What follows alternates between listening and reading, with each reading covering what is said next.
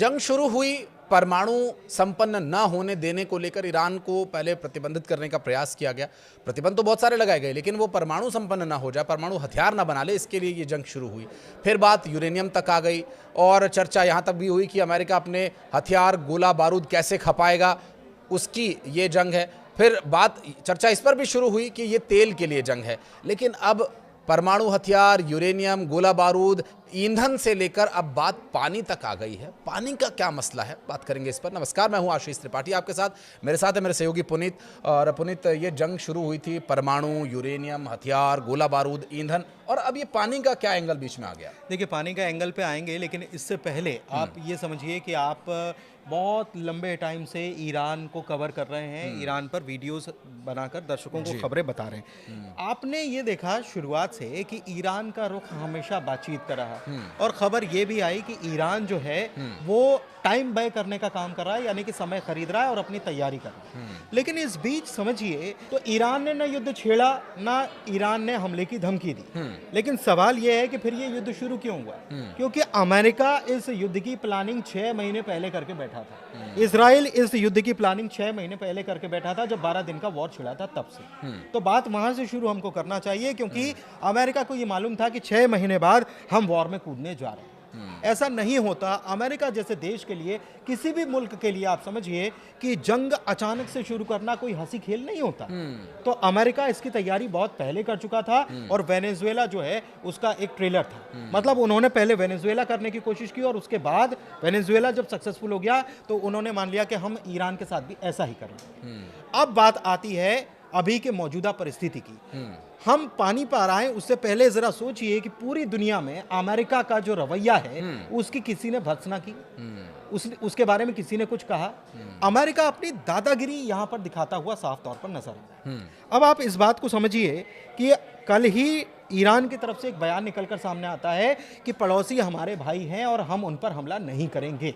अभी तक हमला हुआ उसके लिए हम माफी चाहते हैं, लेकिन आपकी जमीन से अमेरिका हम पर हमला कर रहा था, इसलिए हमने उसको निशाना बनाया। आगे होगा तो आगे भी हम इसका जवाब देंगे। यही हुआ बहरीन में। दरअसल पानी का मामला बहरीन से शुरू हुआ। बहरीन से ऐसे शुरू हुआ कि बहरीन में अमेरिकी सैन्य ठिकाना जो है, वहां से ईरान के एक आइलैंड के ऊपर मिसाइल दागी गई, और उस आइलैंड पर पानी साफ करने का काम होता है।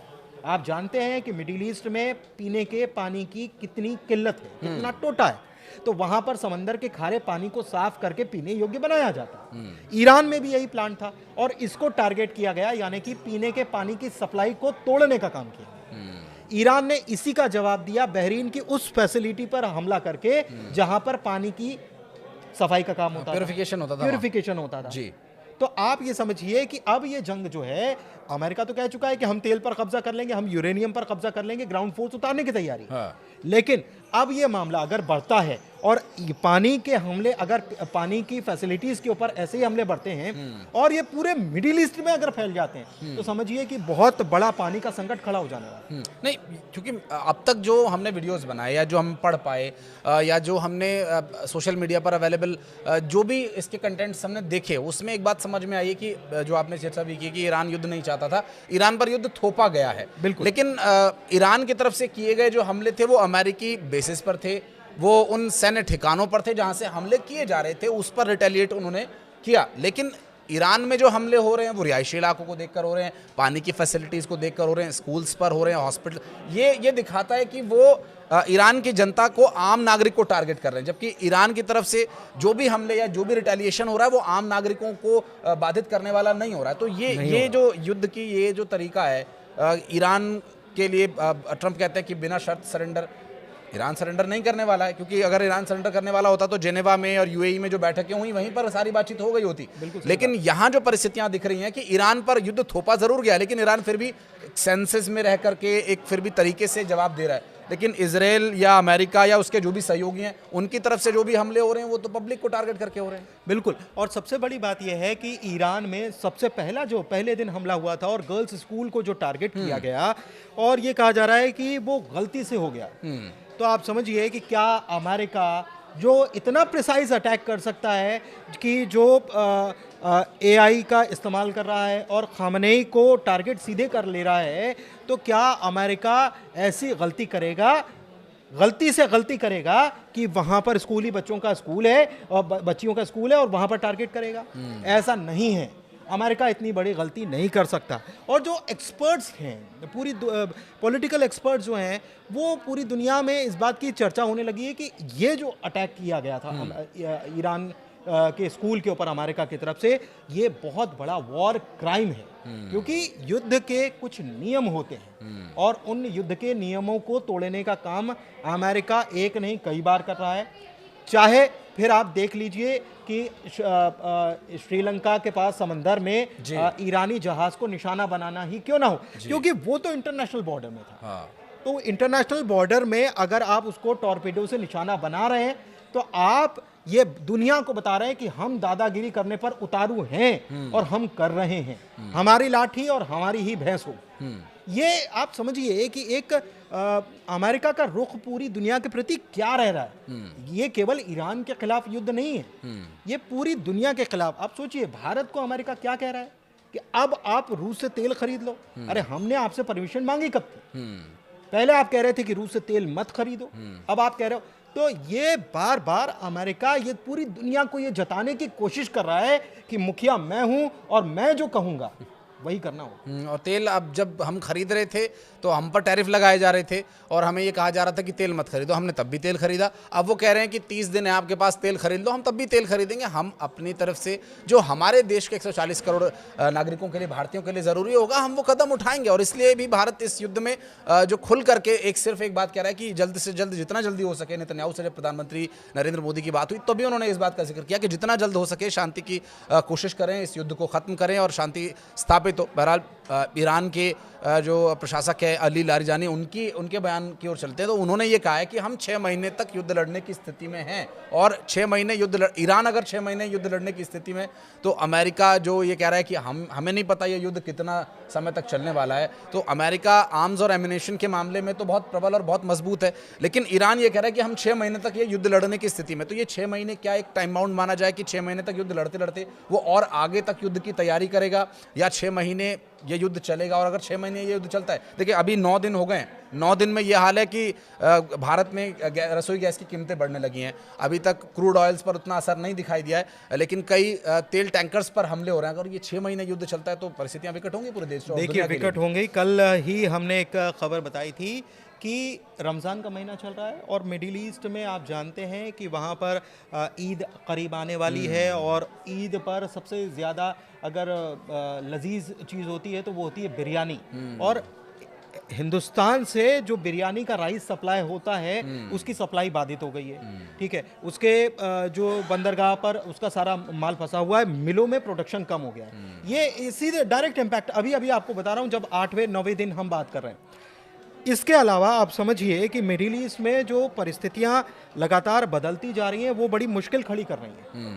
891.4 मिलियन डॉलर अमेरिका को हर रोज खर्चा करना पड़ रहा है इस वॉर के लिए। 2 जंगी बेड़े, उसके बाद तीसरा जंगी जहाज फिर से आप उतारने के लिए तैयार हो, जॉर्ज डब्ल्यू बुश के नाम से जो है। आप समझिए कि इतने वॉरशिप उतारना ये क्या बता रहा है? अमेरिका के ऊपर ये युद्ध जो है बहुत ज्यादा खर्चीला साबित होने वाला है। इजराइल के पास सारी सामग्री खत्म हो गई है, वो अमेरिका की तरफ देख रहा है और मांग रहा है कि हमको ग्रांट चाहिए, हमको हथियार भेजो। तो बिजनेस अमेरिका भले ही कर रहा है हथियारों का, लेकिन वहां पर प्रोडक्शन का दबाव है कि आप प्रोडक्शन, हथियारों का प्रोडक्शन करना होगा, बढ़ाइए। तीसरी तरफ ईरान के पास क्या है? ईरान ने कहा, और ये कल रशिया का बयान आया, रशिया ने कहा कि ईरान ने हमसे अभी तक मदद मांगी ही नहीं है। इससे आप समझिए कि जो भी अभी खेल चल रहा है वो ईरान की अपनी ताकत के दम पर चल रहा है। तो अभी अगर रशिया से हथियारों की सप्लाई होती है या चाइना से हथियारों की सप्लाई और बढ़ती है तो चीजें और बदलेंगी। सबसे बड़ी बात यह है कि ईरान के पास खोने के लिए कुछ है नहीं। ईरान ने कह दिया कि हम या तो शहीद हो जाएंगे या हम जीत हासिल करेंगे। तो जो शहीद होने के लिए तैयार है उसके पास तो खोने के लिए कुछ नहीं। और अमेरिका के पास आप समझिए कि कितना ज्यादा असर अमेरिका की इकोनॉमी पर इसका पड़ने वाला, भले अभी नहीं 4 महीने बाद पड़ेगा, लेकिन बहुत ज्यादा असर पड़ने वाला है। और इसी वजह से न्यूयॉर्क में प्रदर्शन शुरू हो गए इस वॉर के खिलाफ कि ये जंग रोकना होगा। थोपा जा रहा है जंग। और ऐसा नहीं है कि डोनाल्ड ट्रंप कुछ नया कर रहे हैं। जो बाइडेन को देख लीजिए आप, ओबामा को देख लीजिए आप अफगानिस्तान में, उसके पहले इराक में क्या हुआ वो देख लीजिए आप। तो ये, और सबसे बड़ी बात यह है कि इस जंग को रोक पाना इसलिए भी आसान नहीं है क्योंकि डिसेंट्रलाइज कर दिया गया है। ईरान में मिलिट्री को डिसेंट्रलाइज कर दिया गया है, मतलब कोई एक कमांड सेंटर नहीं है कि वहां से कमांड दी जा रही है, अलग अलग कमांड सेंटर बना दिए गए। और अलग अलग कमांड सेंटर बना दिए गए हैं, तो अगर 50,000 फोर्स उधर है 50, तो वो अपने हिसाब से वो डिसीजन ले रहे हैं कि हमको क्या करना है। तो कोई कमांड सेंटर है ही नहीं, तो कमांड सेंटर नहीं है, तो इसी तरीके से हमले जो है वो जारी रखे हुए हैं। अब भले ही दावा कर रहा हो वो कि हमने अंदर जमीन के अंदर जो उनके मिसाइल बेस है उसको तबाह कर दिया हो, लेकिन हमले तो हो रहे हैं, जवाब तो मिल रहा है। और सबसे बड़ी बात कि बड़ी स्ट्रेटेजिकली ईरान इस युद्ध को लड़ रहा है। शुरुआत में सैकड़ों मिसाइलें, और इसके पीछे मैं पुनीत आपको रोक रहा हूँ, इसके पीछे एक चर्चा ये भी चल रही थी, कुछ खबरें सोशल मीडिया पर आई थी कि जो रशियन इंटेल है वो इनकी मदद कर रहा है। अभी तक खुल करके ईरान ने कुछ भी ना तो उनके जो प्रॉक्सीज हैं उनसे मदद ली है, हालांकि उन्होंने अपनी तरफ से रिटेलिएट ज़रूर किया, उन्होंने अपनी तरफ से हमले ज़रूर किए, लेकिन अभी तक ईरान ने ऐसा कोई ऑफिशियल बयान भी जारी नहीं किया जिसमें हूती या हमास या हिजबुल्लाह की तरफ से उन्होंने कुछ उनसे मदद मांगी हो, या फिर जो रशिया का आपने जिक्र करा। लेकिन खबर ये आई थी कि रशियन इंटेलिजेंस जो है वो ईरान की मदद कर रहा है इस बारे में कि अमेरिका ग्राउंड फोर्सेस कब तक उतारने वाला है, उसके लिए वो इंटरनली पूरी तरह से खुद को प्रिपेयर रखे हुए। और इसके चलते हुए जो अब्बास अराक्ची का बयान सामने आया था कि ये गलती अमेरिका ना करे कि ग्राउंड पर कहीं उसने अगर अमेरिकी सैनिक उतार दिए तो भारी पड़ सकता है। देखिए, ये आप जो कह रहे हैं इसकी तैयारी भी शुरू हो गई है। आज खबर सबसे ज़्यादा ट्रेंड यही कर रही है कि अमेरिका और इजराइल मिलकर ग्राउंड फोर्स ऑपरेशन करने की तैयारी में है और जितना भी यूरेनियम एनरिचमेंट है उसको अपने कब्जे में लेने की कोशिश करने की तैयारी में, इसको लेकर ऑपरेशन लॉन्च हो सकता है। यूएस को जो भी सपना उसका है उसके ऊपर पानी फेरने का, जाहिर सी बात है। देखिए, बहुत अच्छा अलाय है, रशिया और ईरान जो हैं बहुत अच्छे दोस्त हैं और अभी तक मदद नहीं मांगी है। तब भी अगर ये जानकारियां हैं कि रशिया जो है वो इंटेलिजेंस अपना लगाए हुए है और सारी रिपोर्ट्स दे रहा है, तो सोचिए कि रशिया अगर इसमें कूद जाता है या अपनी तरफ से हथियारों की सप्लाई शुरू कर देता है तो आलम क्या होगा और इस एस्केलेशन का लेवल क्या होगा, मतलब किस लेवल पे पहुंच जाएगा। क्योंकि सीधे रशिया जो है इसमें कूद पड़ेगा। आप देख रहे हैं यूक्रेन और रूस के बीच में, तो यूक्रेन को सप्लाई करने वाला कौन है? अमेरिका है, नेटो देश हैं, तमाम लोग हैं। और अगर यही परिस्थिति यहाँ पर बन जाती है और रूस और दूसरे चाइना और तमाम मुल्क जो हैं वो हम किम जोंग उन को, उत्तर कोरिया को क्यों भूल रहे हैं? तो अभी वहाँ से कुछ शुरू नहीं हुआ है। और आपने ये भी बताया कि चाहे हमास हो, हूती हो या हिजबुल्लाह तो ठीक है, लेबनान में तो फिर भी चल रहा है कि वहाँ पर भी अटैक इजराइल लगातार कर रहा है। लेकिन अगर हूती और हमास जो है वो फिर से अगर अपनी ताकत दिखाना शुरू कर देते हैं तब फिर मुश्किल हो जाएगी, क्योंकि अभी मुश्किल शुरू नहीं हुई। क्योंकि ये बात इसलिए भी इम्पॉर्टेंट हो जाती है कि अभी हम देख रहे हैं कि एक तरफ इजराइल, जब ये युद्ध शुरू हुआ था तो अमेरिका का ऑफिशियल बयान आया था, हमारे दर्शकों को याद होगा, वो वीडियो भी हमने बनाया था, जिसमें अमेरिका की तरफ से ये कहा गया था, विटकॉफ साहब का बयान आया था कि वो ये कह रहे हैं कि ये युद्ध हमें लड़ना पड़ा, क्योंकि अगर हम इजराइल के साथ युद्ध में नहीं जाते तो ईरान जवाबी कार्रवाई फिर भी अमेरिकी बेसिस पर ही करता, तो इसलिए हमें ये युद्ध लड़ना पड़ा। तो अगर वो युद्ध लड़ना पड़ा, जो गलती का आपने जिक्र किया था कि अमेरिका इतनी बड़ी गलती नहीं कर सकता, क्योंकि वो तैयारी पहले से थी, दुनिया को दिखाना है, कुछ जवाब देना है, तो इसलिए भी शायद वो इस तरह के बयान दे रहे हैं।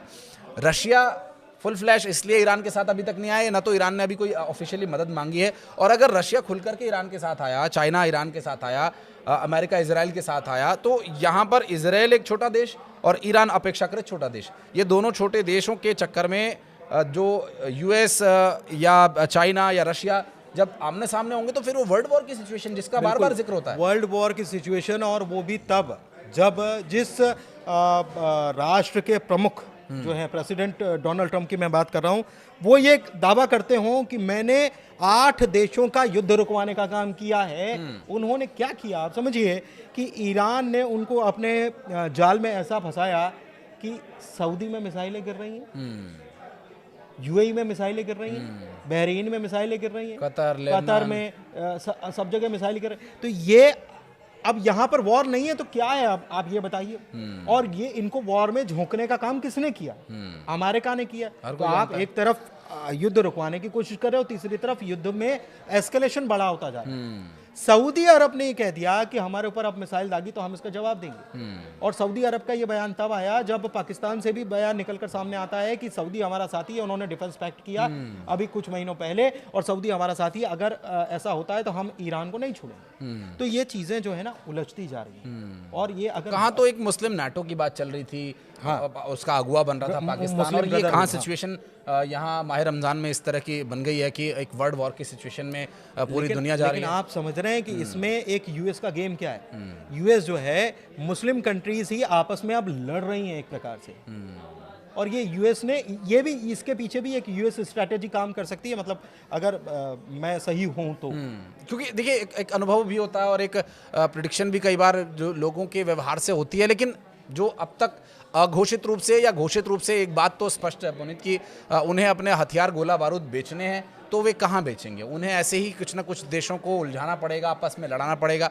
इधर से वो लड़ेंगे तो उनको भी हथियार बेचेगा और उनको भी बैकएंड से हथियार बेचेगा, कहीं आतंकवादियों को बेचेगा, कहीं प्रॉक्सीज को बेचेगा, कहीं कंट्रीज़ को बेचेगा। ऑफिशियली या अनऑफिशियली फ़ायदा वो खुद ही लेना चाहता है, पैसा उसके पास जाएगा। किसी भी देश पर अगर वो कब्जा करते हैं, उनका यूरेनियम हथियाएगा, उनका ईंधन हथियाएगा। तो पावर अमेरिका अपनी खुद की बढ़ा रहा है और पूरी दुनिया को युद्ध में झोंक रहा है। ये बात पूरी दुनिया जानती है। और अब देखना ये होगा कि बड़े देश मिलकर के क्या इस वर्ल्ड वॉर की तरफ बढ़ रही दुनिया को इस युद्ध से बचा पाएंगे, और इसके लिए क्या कुछ कोशिशें हो सकती हैं, इस पर भी हम आगे बातचीत करेंगे। लेकिन इस वीडियो में लेकिन आखिरी बात, हाँ जी, ये ट्रंप कह ज़रूर रहे हैं कि हम इसको 6 महीने तक खींच लेंगे और एस्केलेशन जो है वो लंबा भी चलेगा, तो हम उसके लिए तैयार हैं। लेकिन मैं यहाँ पर प्रिडिक्शन तो नहीं कहूँगा, लेकिन हालात जो नज़र आ रहे हैं, ट्रंप आज भले ही जो बात कह रहे हैं उससे पलटेंगे ज़रूर। नहीं ये तो घोषित है। उससे पलटेंगे ज़रूर। और मुझे लगता है कि 10-15 दिन में या 20 दिन में कुछ परिस्थितियां जो हैं फिर वापस बातचीत और इस पर आएगी, और फिर ट्रंप इंतज़ार करेंगे कि फिर हम कुछ महीने बाद फिर वापस वहां पर कुछ खेल करने की कोशिश करें, ऐसा लगता है। बिल्कुल। सब कुछ जो कि हमेशा से ये देखने को मिलता है डोनाल्ड ट्रंप की बातों में, वो सब कुछ कहते हैं लेकिन फिर बात पर वो रहते नहीं हैं, बहुत जल्दी पलट जाते हैं। चाहे वो भारत के साथ बातचीत के संबंध में, टैरिफ लगाने या हटाने के संबंध में हो, या फिर ईरान के साथ बातचीत में भी हमने ये बात देखी जो जिसका मिश्रा जी जिक्र कर रहे थे। बहुत बहुत शुक्रिया पुनीत आपका हमारे साथ जुड़ने के लिए, और दर्शकों का बहुत बहुत धन्यवाद यहाँ तक वीडियो को देखने के लिए। कुछ कहना चाहें तो कमेंट सेक्शन में दरवाजे आपके लिए खुले हुए हैं। बहुत शुक्रिया।